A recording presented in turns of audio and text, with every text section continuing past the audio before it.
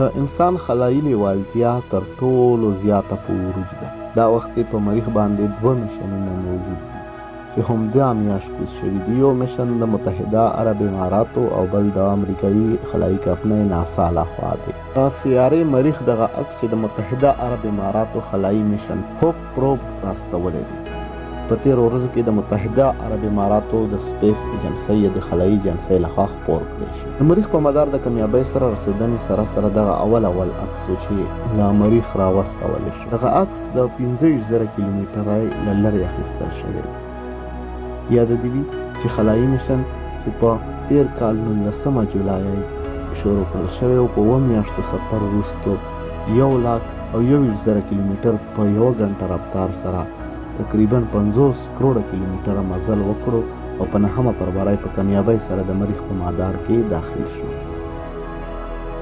خو دغه خلایي جهاز چې مریخ مدار ته داخلېدو نو ټولو نه غټ چیلنج ورته دا و چې خپل 1,21,000 کیلومتر د 1 غنټې رفتار کم کړي او فقط 18,000 کیلومتره په 1 غنټه رفتار روان تر څو په دغه کم رفتار کې د مریخ په کشش کې ونښلي او په مریخ باندې ورکوز شي. ورسره د مریخ په سطح باندې د ناسا لخوا لیږل شوي میشن په 18 جنوري باندې هلته ورسېد. د ناسا لخوا خپور کړل شوي دغه عکسونو کې د ریکوناسس اربیټر مریخ مختلف تصویران رالیږلي. دا په تیرو وختونو کې د جاري کړل شوي تصویرانو په مقابل کې ډیر صفا او واضح دي. او که دغه تصویرانو ته وکتل شي نو مریخ او د ځمکې فرق پکې ډیر معمولي دی.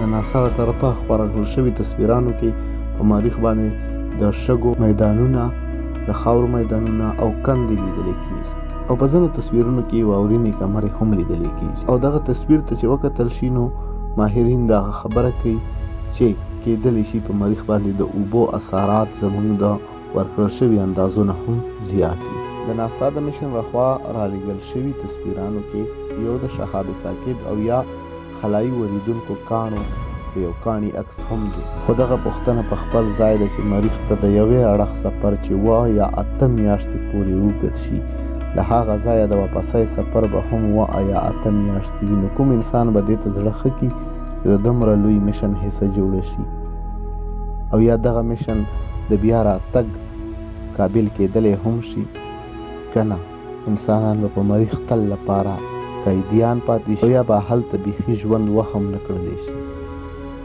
دا یو سوال دی. ګورو چې انسان د کائنات د تسخیر په حواله څومره مخکې ځي. د دې نه علاوه په مریخ نه اول ځل مکمله HD یا 4K ویډیو د ناسا لخوا خپره کړل شوې ده چې د هغوی میشن رالیږلې ده. So sit back, relax, and enjoy this journey across the surface of another world.